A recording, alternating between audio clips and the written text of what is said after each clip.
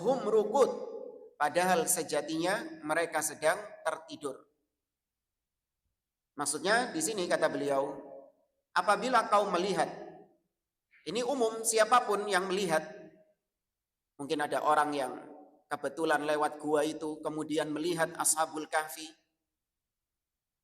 maka mereka akan mengira bahwa Ashabul Kahfi itu sedang dalam keadaan terjaga. Padahal sejatinya mereka dalam keadaan tidur. Kenapa demikian?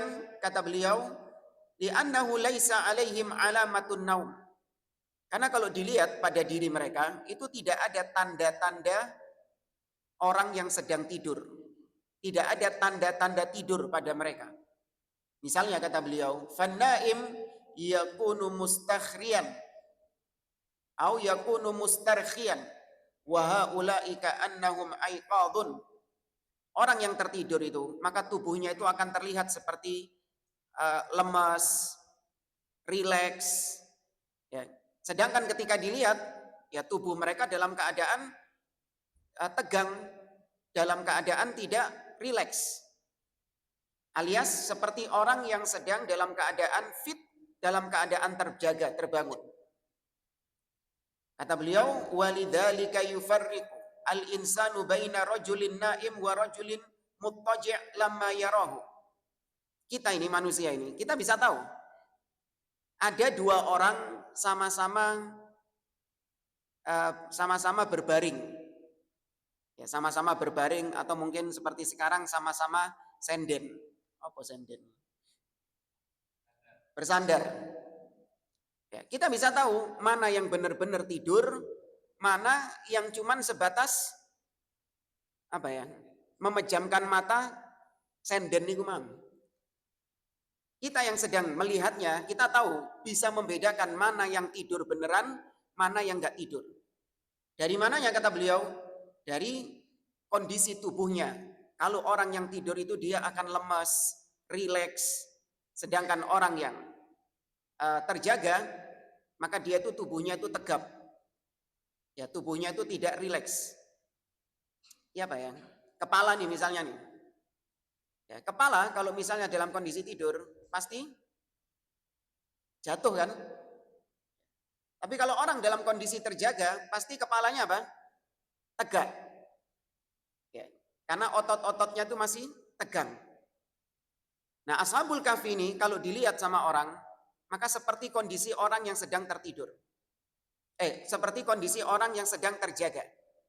Karena tidak ada tanda-tanda rileks, otot-ototnya rileks pada seperti kebanyakan orang-orang tidur.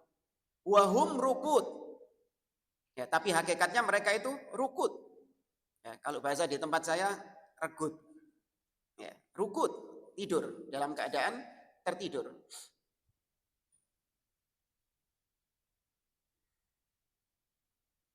Kemudian wa nuqallibuhum dzatal yamin wa dzatal shimal. Kata Allah Subhanahu wa taala, dan kami bolak-balikkan mereka ke arah kanan dan ke arah kiri. Kata beliau, marratan yakunu 'alal yamin wa marratan yakunu 'alal shimal. Terkadang Allah Subhanahu wa taala jadikan mereka berbaring menghadap ke kanan, yakni berbaring di atas bertumpu pada bagian kanan tubuh mereka, dan terkadang Allah balikkan mereka berbaring di atas bertumpu pada bagian kiri mereka. Walam yadhkurillah adh-dhahra walal batan. Dan Allah Subhanahu wa taala di sini tidak menyebutkan tidur dalam posisi telungkup atau dalam posisi terlentang. Li'anna an-nauma 'alal yamin wa 'alal shimal huwal akmal. Karena tidur yang paling deep, yang paling lelap itu ketika kondisi seseorang miring. Ya, ketika kondisi seseorang miring itu tidurnya semakin terlelap dia. Ya, apalagi datang larangan tidur dalam keadaan terlungkup. Kemudian wa nuqallibuhum dzatal yamin, kata beliau, fihi dalilun ala anna fi'lan naim la yunsab ilaihi. Perhatikan di ayat ini ada sebuah penanaman akidah bahwa aktivitas orang yang tidur Ya, aktivitas orang yang sedang tertidur itu tidak disandarkan kepada orangnya, tapi itu disandarkan kepada Allah Subhanahu wa taala, karena Allah mengatakan wa nuqallibuhum, dan kami yang membolak-balikkan orang yang tidur itu. Makanya orang yang tertidur aktivitasnya itu tidak tercatat sebagai pahala dan tidak pula tercatat sebagai dosa. Karena bukan dari kemauan dirinya, bukan dari niat yang ada di dalam dirinya, tapi Allah Subhanahu wa taala yang menjadikan dia terbolak-balik dalam tidurnya. Kata Nabi Shallallahu alaihi wasallam, rufi'atil aqlam anits thalath. Pena, yakni penanya malaikat yang buat mencatat amal perbuatan manusia, itu terangkat, artinya tidak ditulis sama para malaikat dari 3 golongan. Ada bisa nyebutkan, tak kasih bocoran yang pertama tadi. Orang yang tidur anin naim hatta yastaiqid. Orang yang tidur sampai dia bangun. Sepanjang dia tidur sampai dia bangun, semua aktivitasnya tidak tercatat sebagai dosa, tidak pula tercatat sebagai pahala. Ada orang tidur ngelindur, ngelilir, bukan. Ya pokoknya ketika tidur dia membaca Al-Quran. Membaca Al-Quran ibadah bukan? Harusnya dapat pahala. Ya kan? Ada orang tidur mungkin membaca Al-Quran, dia lantunkan ayat-ayat Al-Quran, posisinya tidur. Apakah dia tercatat sebagai orang yang sedang membaca Al-Quran dapat pahala? Kenapa kok tidak? Karena tidak ada niat. Ya, tidak ada niat. Atau apalagi? Orang tertidur, ngelindur. Kalau ngelindur sholat nggak mungkin kayaknya. Nah, ngelindur apa lagi? Zikir, ya kan? Mungkin orang tertidur dia ngelindur, zikir, memuji Allah, bersolawat kepada Nabi Shallallahu Alaihi Wasallam, membaca Al-Quran. Tapi itu tidak dicatat sebagai pahala. Karena namanya pahala innamal a'mal bin niat. Tergantung niatnya. Sedangkan orang yang tidur tidak ada niat, maka berarti tidak terhitung sebagai pahala. Sebaliknya, orang yang tertidur, dia melakukan perbuatan dosa, maka tidak tercatat sebagai dosa. Orang tidur misalnya, dia mencaci maki Allah, ya dia mencaci maki Rasul. Harusnya ketika dilakukan dalam keadaan bangun, sudah apa statusnya orang ini? Mencaci maki Allah dan Rasul. Kafir. Tapi ketika dia lakukan itu dalam kondisi tidur, maka tidak tercatat sebagai dosa. Karena itu tidak berangkat dari niatnya dia.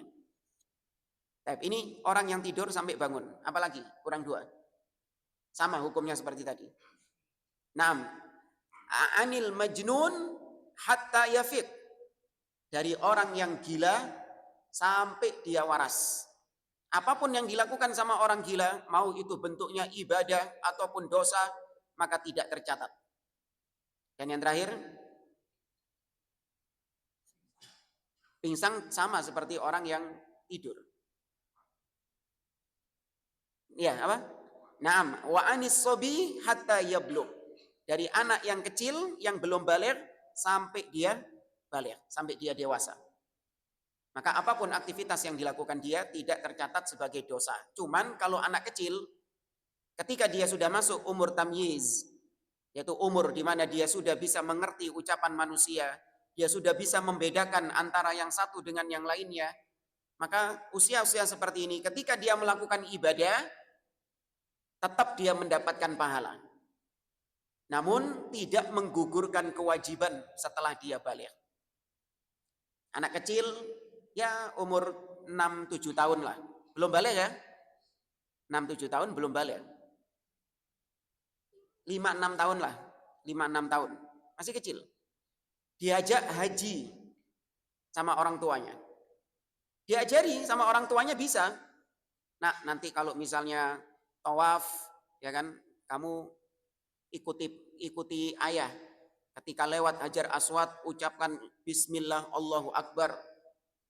Ya, nanti kemudian sa'i diajari sama orang tuanya ikut. Bisa dia ngikuti orang tuanya. Maka anak ini mendapatkan pahala enggak? mendapatkan pahala. Tapi apakah menggugurkan kewajiban hajinya? Nah, ketika balik masih wajib atau sudah? Masih wajib. Ya, ketika dia sudah balik, dia tetap wajib melaksanakan ibadah haji. Karena hajinya ketika masih belum balik itu tidak menggugurkan kewajibannya. Kalau dapat pahala iya.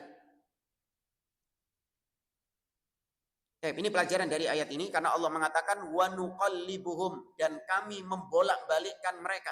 Berarti yang berniat, berinisiatif untuk membolak-balikkan itu bukan orangnya yang tidur. Tapi Allah Subhanahu wa taala yang membolak-balikkan. Makanya disandarkan kepada Allah Subhanahu wa taala. Nah, di sini beliau memberikan contoh. Falau anna naim qala fi naumihi anti talik misalnya. Misalnya ada suami istri tidur. Kemudian ketika tidurnya itu suami mengatakan kepada istrinya belum tidur sih. Bojoe durung turu sih. Suaminya sudah tidur. Kemudian tahu-tahu suaminya mengatakan anti talik. Terus turu mana? Apa itu? Iya. Kau aku ceraikan. Kau aku talak. Mari ngono turu mana? Tidur beneran loh ya. Allah Maha tahu. Taib. Jatuh talak? Tidak. Tidak jatuh talak. Karena itu dilakukan tidak dengan iradah, tidak dengan niat. Kemudian beliau menyebutkan apa hikmahnya, kenapa kok Allah membolak-balikkan Ashabul Kahfi ke kanan dan ke kiri. Kata sebagian ulama, hikmahnya adalah li alla ta'kulal ardu al-janib alladhi yakunu mulasiqan laha. Ada sebagian pendapat ulama, hikmahnya kenapa Allah bolak-balikkan Ashabul Kahfi ke kanan dan ke kiri, yaitu supaya bumi tidak memakan jasad mereka yang sedang menempel di tanah itu. Misalnya kalau menghadap kanan, maka bagian kanan tubuh mereka itu menghadap ke bumi selama bertahun-tahun. Ya, 309 tahun. Nah, kenapa dibolak-balikkan terus? Supaya bagian kanan ini tidak terlalu lama sehingga dimakan sama bumi. Ya, dimakan sama tanah. Ini sebagian ulama berpendapat demikian hikmahnya. Tapi kata Syekh Utsaimin, yang sahih, yang lebih tepat adalah hikmahnya min ajli tawazunid dam fil jasad. Tujuan Allah membolak-balikkan mereka ke kanan dan ke kiri adalah untuk keseimbangan darah mereka. Ya, untuk keseimbangan darah mereka. Ini mungkin yang belajar anatomi tubuh atau dokter-dokter tahu. Ketika tubuh itu bertumpu pada satu posisi terus-menerus, maka darah itu tidak seimbang. Ya, darah itu akan menjadi tidak seimbang. Dan itu bisa kita rasakan ya, kalau kita misalnya terlalu lama tidur ngadep kanan, apa yang terjadi? Kaku ya. Itu cuma berapa jam itu? Bayangkan kalau itu bertahun-tahun. Seperti Ashabul Kahfi yang tidur 309 tahun, ngadep kanan terus. Ya, maka yang terjadi itu akan merusak tubuh mereka karena tidak adanya keseimbangan dalam darah. Ya, ini hikmahnya kenapa Allah Subhanahu wa taala membolak-balikkan mereka ke kanan dan ke kiri. Kemudian potongan ayat selanjutnya Allah mengatakan wa kalbuhum basitun dhira'aihi bil wasit. Dan anjing mereka, ya kan, mereka memiliki seekor anjing. Dan anjing mereka itu basitun dhira'aihi, membentangkan tangannya, membentangkan dhira' artinya lengan. Ya, mulai sini sampai sini itu namanya dhira'. Kita sering mendengar sabda Nabi SAW, la tattabi'anna sanana man kana qablakum shibron bi shibrin wa dhira'an bi dhira'in hatta law dakhalu juhra dabbin la dakhaltumuhu. Sungguh kalian akan mengikuti jejak-jejak langkah-langkah umat-umat sebelum kalian, sejengkal demi sejengkal dan sehasta. Tuh, sehasta ukurannya dari sini sampai siku. Nah, anjingnya Ashabul Kahfi membentangkan tangannya ya dari sini sampai siku dhira'aihi bil wasit. Ya, al-wasit artinya pelataran gua.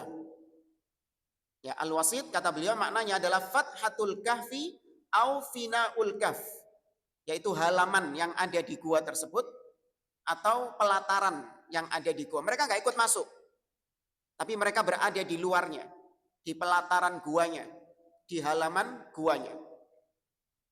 Apa tujuannya kata beliau? Tujuannya adalah liyah rusahum, untuk menjaga para ashabul kahfi yang ada di dalam gua itu. Ya, untuk menjaga para ashabul kahfi yang ada di dalam gua, karena mereka sedang karena mereka sedang diincar, mereka sedang dimusuhi sama kaumnya. Soalnya wong-wong iki seje dhewe. Di saat kaumnya berbuat syirik kepada Allah, mereka lain sendiri. Justru mereka bertauhid. Mereka justru beribadah hanya kepada Allah dan tidak mau menyembah sesembahan-sesembahan kaumnya. Ya, maka mereka dikucilkan, mendapatkan perundungan, dibuli, ya, sehingga mereka mengasingkan diri di situ. Baik, kemudian di sini ada pelajaran, kata beliau, wa fi hadza dalilun ala jawazi ittikhadil kalbi lil hirasah. Dalam ayat ini para ulama mengambil dalil tentang bolehnya memelihara anjing untuk penjagaan. Ya, memelihara anjing untuk penjagaan. Awas, bukan untuk buat lucu-lucuan, bukan untuk buat apa? Asik-asikan, bukan untuk buat seru-seruan, enggak. Bolehnya memelihara anjing hanya untuk sebatas penjagaan. Termasuk di dalamnya yaitu untuk keperluan-keperluan penyelidikan seperti polisi. Itu hukumnya boleh. Ya. Karena ketika digunakan untuk penjagaan, dipisahkan nggak tempatnya antara tempatnya anjing dengan tempatnya manusia? Dipisah. Tapi kalau buat peliharaan yang buat lucu-lucuan tadi, apa sih kok kayak lucu-lucuan? Iya, buat hobi, buat seneng-senengan gitu. Wah, lucu gitu. Itu ditaruh di mana anjingnya? Di dalam rumah, hidup sama orangnya. Naik ke kursinya, naik ke mejanya, naik ke kasurnya. Sudah seperti manusia pada umumnya hidup. Nah, ini yang nggak boleh. Ya, karena akan membuat najis tempat tersebut. Ya, sedangkan ketika dipisahkan, anjingnya taruh depan. Ya, sedangkan rumahnya itu ada halamannya sehingga terpisah antara anjing dengan pemilik rumahnya. Dan tujuannya anjing tujuannya anjing dipelihara di situ hanya untuk menjaga saja. Ya, ketika mungkin ada orang masuk, maling masuk, maka dia gonggong. Nah, kata beliau, hirasatul adamiin, untuk menjaga manusia. Amma hirasatul masyiyah faqad ja'at bihi sunnah wa hirasatul harth ja'at bihi sunnah. Demikian juga untuk menjaga ternak-ternak dan menjaga ladang. Itu datang hadis khusus. Nabi SAW bersabda dalam riwayat Abu Hurairah, kata Nabi, man amsaka kalban yang kusumin amalihi kulla yaumin qirat illa kalba harthin au kalba masyiatin. Kata Nabi, barang siapa yang memelihara anjing, ini secara umum, anjing jenis apapun, mau bulldog, mau herder, apa? Nggak tahu anak jenis-jenis anjing itu. Pokoknya yang masuk keluarga anjing, mau sing sangar sampai sing lucu, itu umum masuk dalam keluarga anjing, masuk dalam keluarga anjing tadi. Maka barang siapa yang memeliharanya, maka setiap hari pahalanya berkurang sebesar kirot. Ya, setiap hari pahalanya berkurang sebesar kirot. Dalam hadis lain disebutkan kirot itu ukurannya seperti apa? Kirot itu seperti apa ukurannya? Mithlu jabali Uhud. Seperti gunung Uhud. Hadis apa itu? Tentang apa itu? Orang mendapatkan pahala 1 kirot. Jenazah. Ya, mensolatkan jenazah mendapatkan 1 kirot. Ikut mengantarkan ke kuburan mendapatkan 1 kirot. Para sahabat bertanya, wamal kirot? Apa itu kirot wahai Rasulullah? Mithlu jabali Uhud. Sebesar gunung Uhud. Itu yang mengantarkan jenazah, yang menguburkan jenazah, mensolatkan jenazah, dapat pahala sebesar gunung Uhud. Nah ini berkurang satu harinya sebesar gunung Uhud. Ya, oh berarti kalau pingin piara anjing tiap hari ikut nganterin jenazah, biar impas. Jangan jadi orang Yahudi, suka ngakal-ngakali syariat. Ya. Oh berarti yang dilarang itu kan Sabtu. Kita Sabtu dilarang mancing. Oh ya sudah, berarti hari Jumat kita pasang jala. Itu kebiasaan Yahudi. Suka ngakali syariat. Ya, suka mengakal-ngakali syariat. Adapun kita enggak, kita konsepnya sami'na wa ata'na. Kita mendengar perintah Allah, kita taati. Kata Nabi, barang siapa yang memelihara anjing, maka berkurang pahalanya setiap satu hari seperti kirot. Illa kecuali anjing untuk menjaga ladang atau anjing untuk menjaga hewan-hewan ternak. Supaya kalau digembalakan itu nggak diterkam sama serigala, ya dijaga sama anjing tersebut. Atau nggak dicuri sama orang. Maka kalau saja menjaga ternak, menjaga ladang itu dibolehkan, maka otomatis menjaga manusia itu juga dibolehkan. Lebih dibolehkan harusnya. Kemudian potongan ayat berikutnya, Allah mengatakan, lawit tala'ta alaihim lawallaita minhum firara. Kata Allah, dan apabila kau melihat mereka, kau melihat ashabul kahfi ini, lawallaita minhum, kau pasti akan berpaling dari mereka, ngacir dari mereka, meninggalkan mereka, firara dengan berlari. Ketika kau melihat ashabul kahfi, maka kau akan berpaling dari mereka dan berlari, menjauh dari mereka. Kenapa? Walamulita minhum ru'ba. Karena kau, hatimu dipenuhi dengan ketakutan. Ya, hatimu dipenuhi dengan ketakutan. Kata beliau, rahba yunzilu Allahu azza wa jalla fi qalbi man yarahum. Kenapa kok bisa takut? Karena Allah subhanahu wa ta'ala melindungi mereka. Dengan cara apa? Allah letakkan ketakutan pada hati orang yang melihat ashabul kahfi. Bukan ashabul kahfi ini perawaannya sangar, atau kemudian wajahnya serem gitu, sehingga kalau ada orang yang melihat maka dia akan lari ketakutan. Enggak. Allah yang memberikan ketakutan kepada mereka tanpa ada alasan apapun. Dan kita sering mendapatkan demikian jamaah. Kita sering hati kita itu takut, padahal sesuatu itu enggak kita ketahui dia berbahaya atau tidak. Tapi hati kita itu dijadikan takut sama Allah Azza wa Jalla.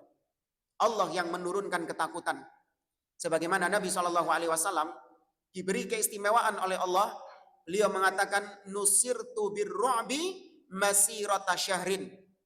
Aku ditolong oleh Allah Subhanahu wa taala dengan Allah meletakkan rasa takut di dalam hati musuh-musuhku 1 bulan perjalanan sebelum aku berperang dengan mereka. Jadi sebelum berperang dengan Nabi SAW 1 bulan, Allah sudah jadikan musuh ketakutan. Padahal jumlah mereka besar, ya kan, persenjataan mereka lebih kuat daripada Nabi dan para sahabatnya. Namun Allah Azza wa Jalla yang meletakkan rasa takut di dalam hati mereka. Itu zaman Nabi. Zaman sekarang dicabut sama Allah Subhanahu wa taala rasa takut itu. Nabi SAW bersabda, "Yushiku an tada'a 'alaikumul umam kama tada'al akalatu 'ala qas'atiha." Hampir-hampir kalian itu dikepung, dikeroyok sama musuh. Sebagaimana makanan diletakkan di tengah orang-orang yang kelaparan. Ya apa jadinya? Ada orang-orang kelaparan, diletakkan makanan di tengah-tengahnya. Hah? Dia apa no makanan ini? Wis, keroyok sudah wis. Demikian gambaran umat Islam di akhir zaman. Dikeroyok oleh orang-orang kufar. Maka para sahabat bertanya, ya Rasulullah, amin qillatin bina yauma idzin. Wahai Rasulullah, apakah kita dikeroyok seperti itu karena jumlah kita sedikit? Kata Nabi SAW, la bal antum yauma idzin katsir. justru jumlah kalian pada saat itu banyak. Walakinnakum ghutha ka ghutha'is sail. Namun kalian seperti buih yang ada di lautan. Ya, buih seperti busa-busa yang ada di lautan itu. Apa harganya? Berapa nilainya? Apa diambil sama nelayan-nelayan itu? Buih-buih itu? Nggak diambil sama nelayan. Nggak ada harganya itu. Kemudian kata Nabi SAW, وَلَا يَنْتَزِعَنَّ اللَّهُ مِنْ قُلُوبِ عَدُوِّكُمُ الْمَهَابَةَ مِنْكُمْ. Dan Allah akan mencabut rasa takut yang ada pada musuh-musuh kalian. Oh, dulu di zaman Nabi, Allah berikan ketakutan kepada orang-orang kafir. Di zaman sekarang dicabut ketakutan itu dari orang-orang kafir. Wala yakdzifannallah fi qulubikumul wahan. Dan Allah akan meletakkan al-wahan ke dalam dada kalian, wahai kaum muslimin. Para sahabat bertanya, wa mal wahnu ya Rasulullah? Apa itu wahan ya Rasulullah? Apa wahan? Naam, hubbud dunya wa karahiyatul maut. Cinta terhadap dunia dan takut akan kematian.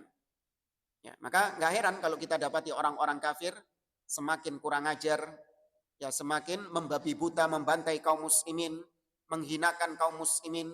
Karena demikian yang disabdakan oleh Nabi SAW, menurunnya kualitas umat Islam jika dibandingkan dengan para sahabat Nabi SAW. Maka tidak ada jalan lain selain kata Nabi SAW, hatta tarji'u ila dinikum. Sampai kalian kembali kepada agama kalian.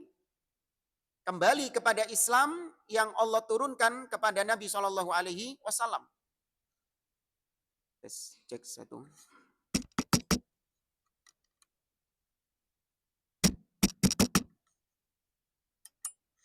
Baterainya kan.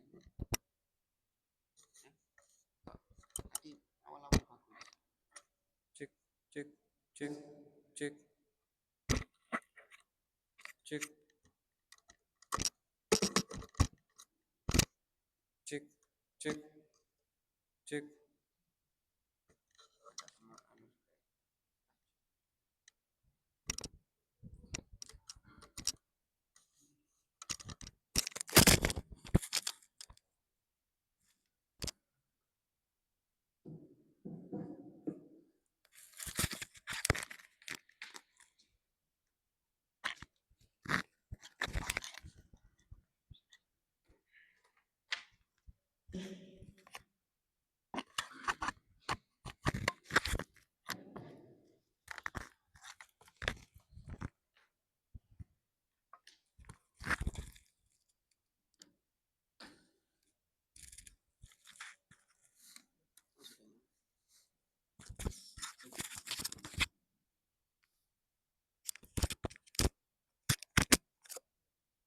Tes.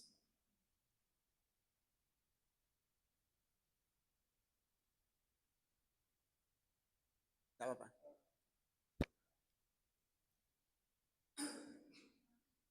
Baik. Kemudian kita lanjutkan di ayat yang ke-19.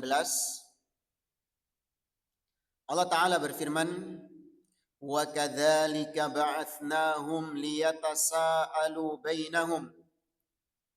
Dan demikianlah kami bangunkan mereka, kami bangkitkan mereka liyatasaalu bainahum, agar mereka saling bertanya-tanya di antara mereka. Tapi di sini kata para ulama atau kata Syekh Muhammad bin Shalih Al-Utsaimin, Allah Subhanahu wa taala atau beliau mengatakan, kama fa'alna bihim min hadhihi al-inaya min taysiril kahfi lahum wa inamatihim hadhihi al-muddati at-tawila ba'athahumullah.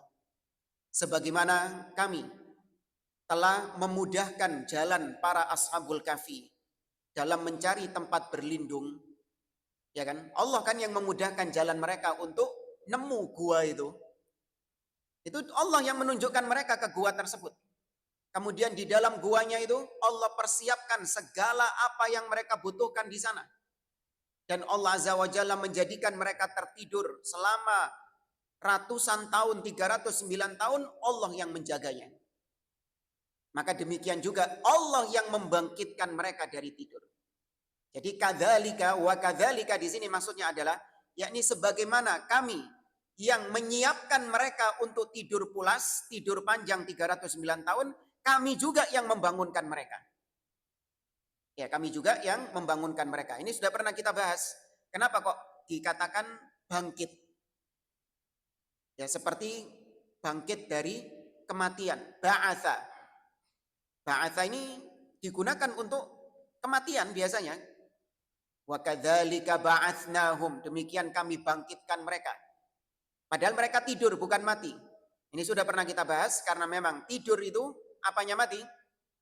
Saudaranya kematian. Ya, an-naum akhul maut. Tidur itu adalah saudaranya mati. Cuman bedanya yang tidur dikembalikan rohnya, yang mati digenggam sama Allah, tidak dikembalikan rohnya.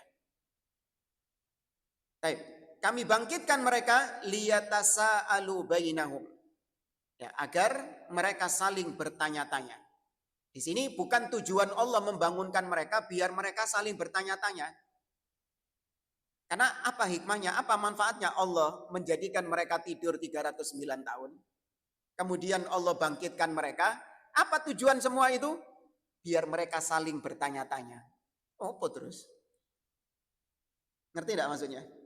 Bukan. Jadi di sini bukan tujuan Allah membangunkan mereka agar bertanya-tanya, enggak. Tapi di situ adalah akibat dari Allah membangunkan mereka, maka mereka bertanya-tanya. Ya, jadi kata-kata li kalau di situ diterjemahkan apa? Agar. Kalau di terjemahan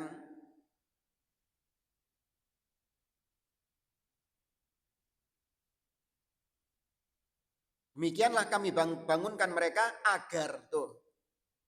Ya, agar ini kan berarti menunjukkan alasan.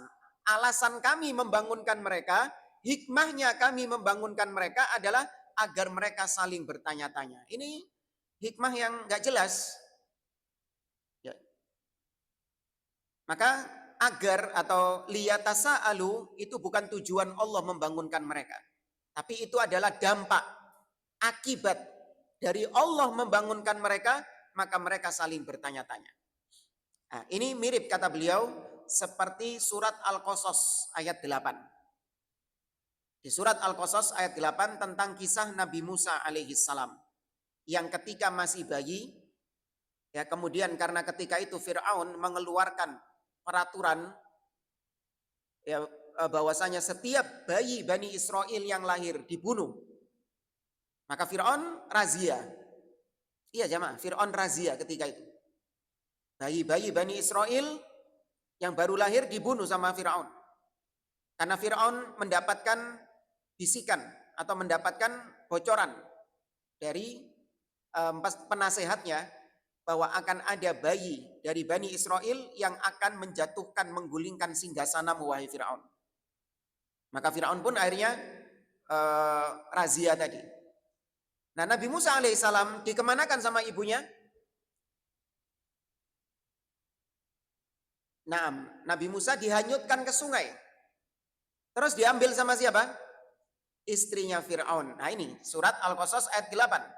Faltaqatahu alu fir'auna. Maka diambillah, dipungutlah Nabi Musa bayi itu oleh alu Fir'aun, oleh keluarga Fir'aun, oleh istrinya Fir'aun.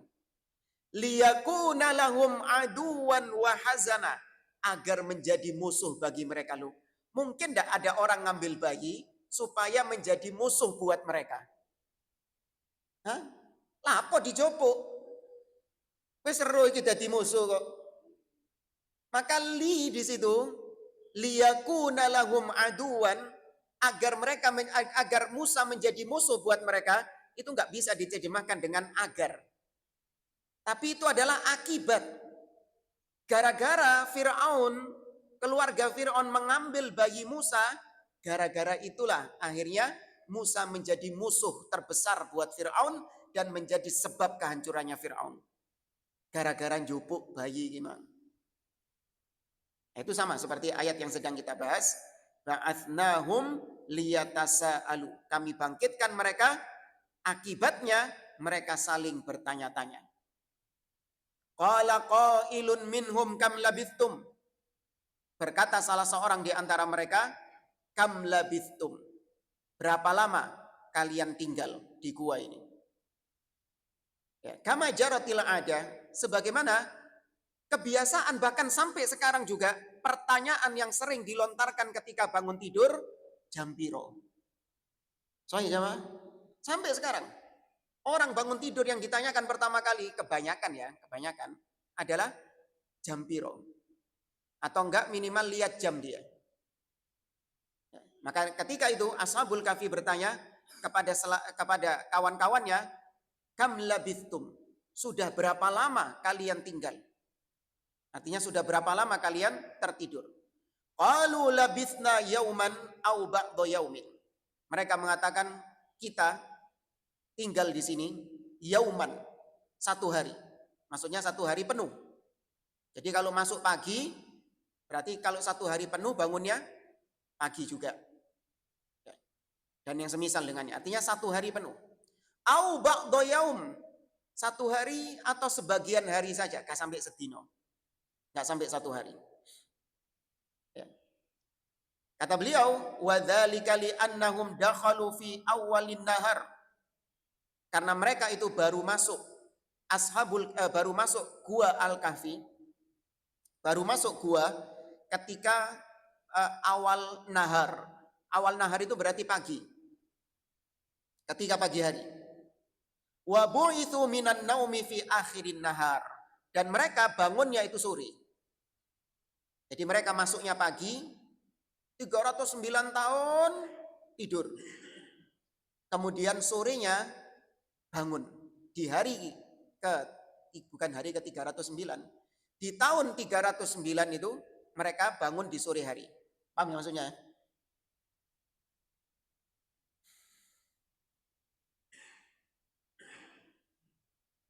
Baik. In kana hadha huwal yaumul tsani au ba'da yaumin in kana hadha huwal yaumul awal. Jadi bedanya sama dua jawaban tadi. Qalu labithna yauman. Kami tertidur selama satu hari. Berarti bangunnya mereka di hari yang kedua. Menurut anggapan mereka. Ya kan? Misalnya masuk pagi hari Minggu. Hari Ahad. Kemudian bangun sore hari. Maka mereka mengatakan bangun sore hari di hari Senin. Itu anggapan mereka. Berarti mereka mengatakan kami sudah tidur satu hari penuh. Ini lewat masuk hari kedua. Au ba'da yaumin, atau kita itu cuma sebagian hari saja. Ya, gak sampai satu hari. Masuk pagi, tidur pagi hari, bangun sore hari. Gak sampai satu hari. Itu bedanya jawaban mereka. Kemudian kata Allah, fab'atsu ahadakum biwariqikum hadhihi ilal Madinah. Kata salah seorang di antara mereka, belum. Qalu rabbukum a'lamu bima labithtum. Ini belum ini. Sebagian mereka mengatakan Rob kalian yang lebih tahu berapa lama kalian tinggal di gua ini. Berapa lama kalian tertidur. Ya. Sebagian mereka mengatakan satu hari. Sebagian mereka setengah hari. Nah, sebagian mereka mengatakan wis talah, ojo gegeran. Ya. Rabbukum a'lamu bima labithtum. Rob kalian yang paling tahu berapa lama kalian tinggal di gua. Wa ka'anna haula'il qailin qad sya'aru bi anna an-nauma tawilah. Nah, mereka ini sudah sadar kalau mereka itu tidur dalam jangka waktu yang lama. Sudah merasakan mereka itu, sudah sadar mereka kalau mereka tidur dalam jangka waktu yang lama. Walakin la yastati'un an yuhaddidu. Namun mereka enggak bisa menentukan berapa lama mereka tidur. Tapi wes ngeroso. Sudah berasa mereka kalau mereka ini tidurnya lama. Amal awwalun fahaddadu bina'an 'ala dhahir. Orang yang pertama tadi yang mengatakan kami tidur satu hari penuh, ini masuk hari kedua karena melihat dari dhahirnya. Lihat tentang. Lihat coba di luar sana, sudah sore hari. Kon gak eling dah kita tadi masuk sini pagi hari. Wa ammal akharun falam yuhaddidu bina'an 'alal waqi'. Sedangkan yang satunya mereka tidak menentukan waktunya, batasan waktunya kita tidur berapa lama dengan mengatakan rabbukum a'lamu bima labithum. Rob kalian yang lebih tahu. Mereka tidak menentukan waktunya karena memang realitanya mereka nggak tahu. Wis ta, wallahu a'lam. Ya, gak usah gegeran wis. Kita tidurnya berapa lama, gak usah gegeran. Ya, karena kenyataannya kita nggak tahu. Ya, kenyataannya kita nggak ada yang bisa mengetahuinya. Li'annal insan yufarriq bainan naumil yasir wan naumil katsir. Karena manusia itu bisa membedakan antara tidur yang sebentar dengan tidur yang panjang. Meskipun nggak ada waktu, tapi manusia itu berasa tidur saya ini lama sudah. Ya, tidur saya sudah lama. Saya dulu itu pernah, ya masih SMA ya, SMP SMA itu. Ya pernah seperti ada acara di sekolah itu, sampai 2 hari, masuk hari ketiga nggak tidur sama. Ya, nggak tidur, ngantuk luar biasa. Karena ya ngurusi ada kesibukan-kesibukan di situ. Jadi 2 malam nggak pernah tidur. Baru malam ketiga itu, hari ketiga. Jadi Jumat nggak tidur, Sabtu malam Ahad nggak tidur, nah minggunya ini, Ahadnya ini. Begitu pulang Ahad pagi ke rumah, tidur saya. Ahad pagi, tidur di kamar. Tahu bangun kapan? Hah? Senin jamaah. Ya, langsung bangun Ahad pagi, bangunnya itu Senin subuh. Bangunnya Senin subuh. Ketika itu antara pagi dengan subuh, ya subuhnya subuh-subuh seperti ini, paginya seperti ini juga. Ketika kita bangun, hampir mirip dengan suasana ketika tidur. Tapi kita tahu, merasa bahwasanya tidur saya ini bukan tidur sebentar, tapi tidur yang lama. Paham ya maksudnya ya? Jadi saya tidur, ya anggap waktu seperti sekarang lah, suasananya mataharinya seperti sekarang. Tidur. Sampai hari Senin. Ya, hari Senin sama seperti ini, pagi juga kita bangun. Kalau orang ngelihat, wah berarti saya tidurnya sebentar. Kalau cuman ngelihat tok. Soalnya apa? Sama suasananya. Tapi ternyata kita merasakan sendiri kalau kita ini tidurnya lama. Setelah dicek HP, loh temenan, Monday. Iya. Sudah ganti hari, Senin sudah. Nah. Kemudian kata beliau, fab'athu ahadakum biwarikikum hadhihi ilal Madinah. Maka salah seorang di antara mereka mengatakan, suruhlah, perintahkanlah salah seorang di antara kalian untuk pergi membawa warik. Warik itu mata uang perak. Warik artinya perak. Ilal Madinah, menuju Madinah. Madinah di sini bukan Madinah Nabawiyah ya. Madinah itu artinya apa? Kota. Jadi kota Madinah yang ada di Saudi itu awalnya namanya Madinatur Rasuli Shallallahu Alaihi Wasallam. Kotanya Rasulullah Shallallahu Alaihi Wasallam. Setelah sebelumnya namanya apa? Yathrib. Ya, kemudian karena Nabi hijrah, kemudian Nabi membangun peradaban Islam di sana, maka diganti, terkenal dengan istilah Madinatur Rasul, kotanya Rasul Shallallahu Alaihi Wasallam. Ya. Tapi kalau asal katanya Madinah itu, Madinah artinya kota. Ya. Madinah Surabaya, Madinah Jakarta, artinya kota Surabaya, kota Jakarta. Ya. Tapi ketika dikasih alif lam Al-Madinah, maka berarti itu tidak menunjukkan kota secara umum. Ini bahasa Arab. Alif lam itu seperti the dalam bahasa Inggris. Kalau kita mengatakan city, bukan city nama orang ya, bukan. City pakai C bahasa Inggris. Itu kan umum, bisa kota apa saja. Tapi kalau sudah pakai the city, nah itu pasti menunjuk ke spesifik kota terkhusus, tertentu yang dituju, yang dimaksud. Maka kita kalau nyebut Madinah sekarang Al-Madinah. Bukan sembarang kota, tapi Al-Madinah. Kota yang itu tuh. Orang sudah tahu. Maksudnya adalah Madinah yang ada di Arab Saudi. Nah, ada pun di sini Al-Madinah itu ini zaman jauh sebelum zaman Nabi Shallallahu Alaihi Wasallam. Madinah yang ada di Saudi belum ada. Maksudnya belum menjadi peradaban seperti sekarang. Maka Madinah di sini maksudnya kota. Ya. Utuslah seorang membawa perak ke kota tersebut.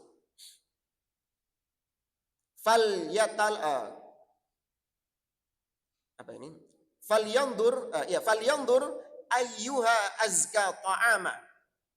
Kemudian setelah itu dia membawa perak, kemudian dia lihat ayyuha azka ta'ama, untuk dia memilih makanan yang terbaik, makanan yang paling bagus yang ada di kota itu. Di sini ada pelajaran kata beliau, bahwasanya bolehnya kita untuk memilih sesuatu yang terbaik. Karena di sini disebutkan azka ta'ama, makanan yang paling bagus.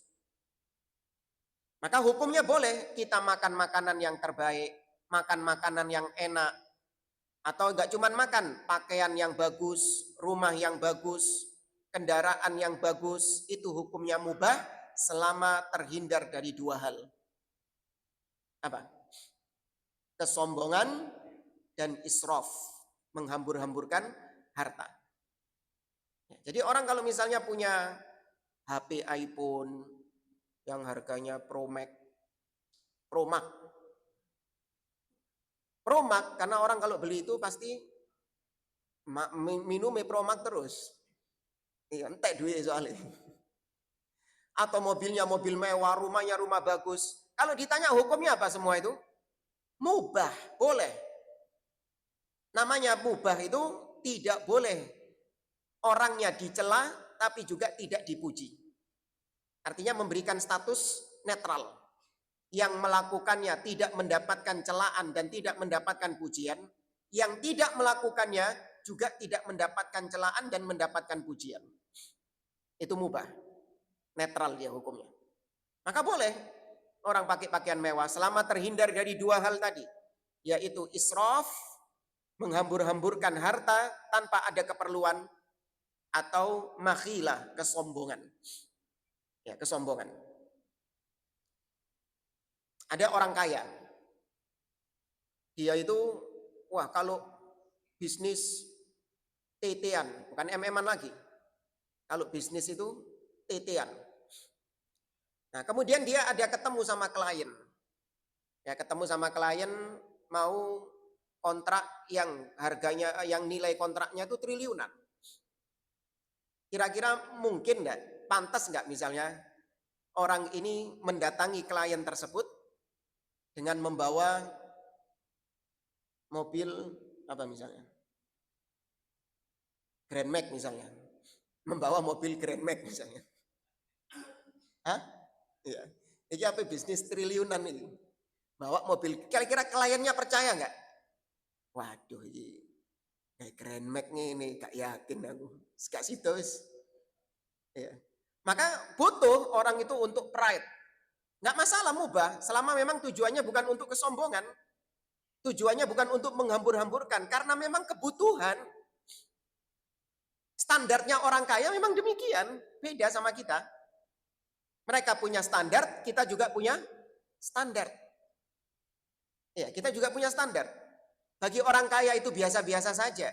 Bagi kita itu barang apa? Mewah. Pemimpin negara misalnya, presiden. Mobilnya itu mungkin nggak harganya kayak mobil-mobil biasa? Enggak dong. Pasti harganya mahal. Ya kan, bahannya juga bahan yang bukan sembarangan, banyak teknologi-teknologi canggih di situ. Kenapa? Karena kebutuhan untuk keselamatannya dia dan juga sebagai pride supaya berwibawa di hadapan bangsa-bangsa lain. Itu yang dilakukan oleh Muawiyah bin Abi Sufyan ketika di Syam. Jadi Muawiyah bin Abi Sufyan ketika menjabat sebagai gubernur Syam dikeluhkan sama rakyatnya. Dia itu dianggap terlalu menghabiskan uang negara. Karena Muawiyah ini tunggangannya mewah, pakaiannya mewah, terus punya pengawal-pengawal yang banyak. Kan ini menghamburkan uang negara. Wadul nang Umar ibnu Khattab sebagai khalifah. Didatangi sama Umar ibnu Khattab. Kau seperti ini kondisimu, sedangkan rakyatmu banyak yang kelaparan. Umar memang demikian gayanya. Tapi apa kata Muawiyah? Wahai Umar ibnu Khattab, ya Amirul Mukminin, nahnu fi ardil adu. Kita ini di Syam dikelilingi oleh musuh orang-orang kafir. Maka saya ingin menunjukkan kewibawaan kaum muslimin, menunjukkan kekuatan kaum muslimin untuk menakut-nakuti mereka. Dengan apa? Dengan aku perbanyak pasukan-pasukanku. Ya, dengan aku jadikan diriku ini berwibawa di hadapan mereka. Nah, kalau seorang pemimpin pakaiannya kusut, terus mobilnya Grand Max itu tadi, nggak ada harga dirinya. Nah, lihat, menggunakan barang-barang demikian mubah hukumnya, karena memang kebutuhan. Tapi kalau buat gaya-gayaan, buat sombong-sombongan, haram. Allah mengatakan wala tusrifu innallaha liyuhibbul musrifin. Kau nggak butuh dengan barang itu.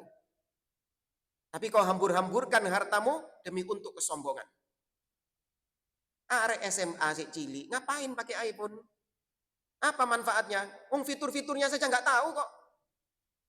Nggak tahu anak-anak itu fitur-fiturnya apa. Cuman saking kalau dipakai buat nelpon seneng. Ono lambang apa nih? Apple. Itu tok. Fitur-fiturnya iPhone banyak yang nggak tahu. Pakai mobil yang mewah. Ya kan? Nggak ada kebutuhannya. Ya, maka sesuaikan dengan apa yang kita butuhkan. Kalau memang kita butuh, nggak apa-apa. Meskipun itu harganya mahal.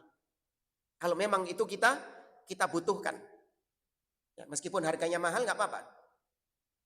Tapi kalau kita nggak butuh, sengaja buat untuk gaya-gayaan, buat untuk kesombongan, ya buat untuk menghambur-hamburkan harta tanpa ada kebutuhan, maka ini termasuk diantara israf. Wala tusrifu innallaha la yuhibbu al-musrifin. Allah tidak mencintai orang-orang yang berlebihan. Tapi ini dalilnya. Falyanzur ayyuha azka ta'ama. Untuk dia melihat mana makanan yang terbaik yang bisa dia bawa untuk ke sini. Wal ya'tikum falyatikum biwarikim min wal yatalattaf. Ya, kemudian falyatikum, dia bawa makanan tersebut kepada kalian. Ini ada satu orang yang disuruh pergi ke pasar beli makanan, kemudian agar dia kembali kepada kalian membawa makanan yang dia beli tadi. Ya. Wal yatalattaf, dan hendaklah orang yang keluar tadi beli makanan tadi, hendaklah dia hati-hati. Hendaklah dia halus, maksudnya smooth. Karena jangan sampai orang-orang kemudian tahu kalau kita sedang sembunyi di gua. Ya, hendaklah dia berjalan dengan mulus. Wal yatalattaf. Wala yush'iranna bikum ahada, agar tidak ada seorang pun di antara mereka, yakni orang-orang di kota itu, yang menyadari tempat persembunyian kita. Ya, sehingga itu nanti akan membahayakan mereka.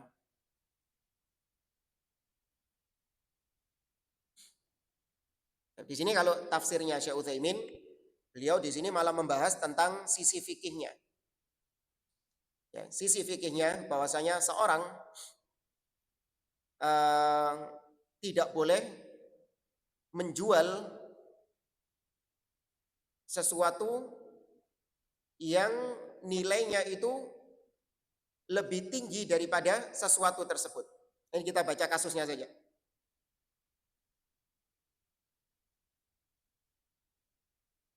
Dan kita baca kasusnya. Fa inna Rasulullah sallallahu alaihi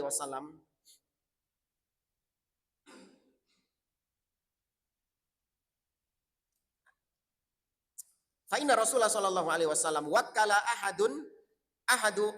ahada ashabihi an yashtariya lahu udhiyah wa a'tahu dinaran wa qala ishtari udhiyah fashtara syataini bid dinar thumma ba'a ihdahuma bid dinar faraja'a bi syatin wa dinar. Fada'alahu Nabi sallallahu alaihi wasallam an yubarikallahu lahu fi bai'ihi. Perhatikan di sini, Nabi pernah menyuruh seorang membeli kambing. Jadi ini dalil juga bolehnya membeli dengan wakil, makelar. Bukan makelar. Apa? Sales. Ya. Iya, makelar ya. Yang menjualkan ya. Iya, sales, makelar. Karena Ashabul Kahfi tadi kan nyuruh orang. Ya kan, nyuruh mewakilkan satu orang untuk membeli makanan buat konco-konco buat teman-temannya. Ya, itu namanya membeli dengan sales atau makelar. Diwakilkan pembeliannya. Nabi pernah menyuruh salah seorang sahabatnya untuk membeli seekor kambing dengan Nabi memberikan 1 dinar. Diberikan 1 dinar untuk membeli seekor kambing. Maka sahabat tadi membeli seekor kambing. Sahabat tadi akhirnya membeli 2 ekor kambing, dapat 2 ekor kambing dengan 1 dinar. Kemudian setelah itu dapat 2 ini. Jadi 1 dinar mendapatkan 2 ekor kambing. Nabi nyuruh cuma berapa kambing tadi? 1. Nah dia pun membeli 2. Mbonyang-nyangane apa pinter. 1 dinar oleh luru. Hanya dia ketemu sama orang, dijual 1 kambing ini harganya 1 dinar. Dijual sama dia 1 dinar. Maka dibeli 1 dinar. Maka dia pulang kepada Nabi SAW membawa 1 dinar plus membawa seekor kambing. Maka Nabi pun mendoakan dia. Nabi pun mendoakan keberkahan kepadanya. Karena ini namanya jual beli. Bayar. Tapi ada kasus yang lain yang mirip dengan ini. Tapi justru dilarang oleh Nabi SAW. Perhatikan di sini.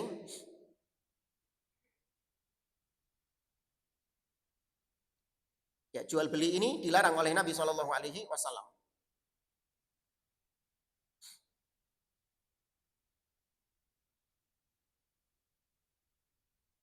Baik. Dari Abu Sa'id Al-Khudri radhiyallahu anhu, ja'a Bilal ila Nabi sallallahu alaihi wasallam bitamrin barniyin. Faqala lahu Nabi sallallahu alaihi wasallam min aina hadha? Qala Bilal kana indana tamrun radi fabi'tu minhu sa'aini bisa'in linut'iman Nabiy sallallahu alaihi wasallam. Jadi kisahnya ada Bilal bin Rabah datang kepada Nabi sallallahu alaihi wasallam dengan membawa tamar kurma yang bagus. Bilal membawa kurma yang bagus. Kemudian Nabi tanya, dari mana itu kurma yang bagus itu? Kata Bilal, kami punya 2 kurma yang jelek. Ya, kami punya 2 kurma yang kualitasnya rendahan. Kemudian kami tukar dengan 1 kurma yang kualitasnya bagus untuk diberikan kepada Nabi SAW. Jadi ada 2 sok. Ya, ada 2 sok. 2 sok itu 4 kali 1 sok itu 4 kali mud. Berarti kalau 2 sok berapa kali? 8 kali mud. Jadi Bilal itu punya 2 sok kurma elek. Ditukar sama 1 sok kurma yang bagus. Ya, ditukar sama 1 sok kurma yang bagus. Untuk apa? Karena ini mau dikasihkan Nabi. Gak enak dong dikasihkan Nabi kurma yang elek. Ya kan? Karena ini Nabi. Maka ketika itu Nabi SAW mengatakan, ainur riba, itu adalah riba. Itu adalah riba. Kenapa riba? Kata Nabi, la taf'al. Walakin idza aradta an tashtariya fabi'it tamra bi bai'in akhar thumma ashtarihi. Karena kalau kau pingin menukar itu dengan kurma yang bagus, caranya itu 2 sok kurma tadi jualan dulu. Dijual dulu 2 sok kurma tadi. Ketika sudah dijual, baru kemudian kau beli kurma yang bagus. Loh Ustaz, jatuhnya sama saja. Podo-podo saya nggak dapat uang dari jual beli tadi. Sama-sama saya dapat 1 sok kurma juga. Iya, beda. Namun akadnya beda. Akadnya beda. Karena tamar itu nggak boleh ditukar kecuali harus apa? Harus sama beratnya. 1 sok harus ditukar dengan 1 sok. 2 sok juga harus ditukar dengan 2 sok. Dan harus tunai. Karena tamar termasuk di antara komoditas ribawi. Ya. Nah ini kalau kasus sekarang ya. Kalau kasus sekarang itu uang. Karena uang ini masuk seperti emas, komoditas ribawi. Sering ya Anda dapati, ada 2 pedagang. Ya, yang satu jualan makanan, yang satu jualan minuman. Ada pelanggan datang. Kemudian pelanggan ini beli makanan. Berapa Pak harganya Pak? Harganya 8.000. Dikasih uang 10.000. Ya kan, kata yang jual makanan, waduh kalau susu nggak ada 2.000. Apa yang dilakukan sama dia biasanya? Pedagang-pedagang ini tukar ke sebelahnya. Tukar po, ijol po, ijol duwe. Kata sebelahnya dihitung-hitung duwe podo dia kayak buka sisan. Kau ono 6.000. Ya kan, nggak ada adanya 2.000, adanya cuma 6.000, nggak ada 10.000. Saya cuma punya 6.000. Apa kata yang jualan makanan tadi? Ya wis gak popo. Yang penting nyusui kisih kan? Ya kan? Yang penting ngasih kembalian kepada orang ini. Ya gak popo gini 6.000. Tak selang sih, 2.000 ini gampang. Disusui. Boleh nggak? Akadnya apa ini tadi? Tuker. Menukar uang 10.000 tapi ditukar dengan 6.000. 4.000-nya nanti. Ini nggak boleh. Kenapa? Karena akadnya kalau tukar menukar harus tunai. Nggak boleh nanti ya, 4.000-nya nanti nggak boleh. Kalau tukar menukar. Loh terus gimana sebaiknya? Sebaiknya utang. Ya, sebaiknya utang. Ini 10.000 nggak ada. Kau punya 2.000 enggak? Iya, saya punya 2.000. Nah, saya pinjam ya. Utang saja akadnya. Saya pinjam 2.000 buat nyusui ini. Nanti kalau ada tak bayar. Enggak boleh kalau balik 3.000. Riba juga. Yang seperti ini baru aman. Enggak riba. Ustaz bedane opo sih diputer-puter ngene lah padha ae lah enggak sing penting balik duwike. Enggak beda akad, beda hukumnya. Bukankah zina dan nikah itu cuman beda apa? Zina sama nikah beda apanya, Dok? Beda akad. Zina sama nikah beda akad. Ya, maka hati-hati, akad ini menentukan. Hah?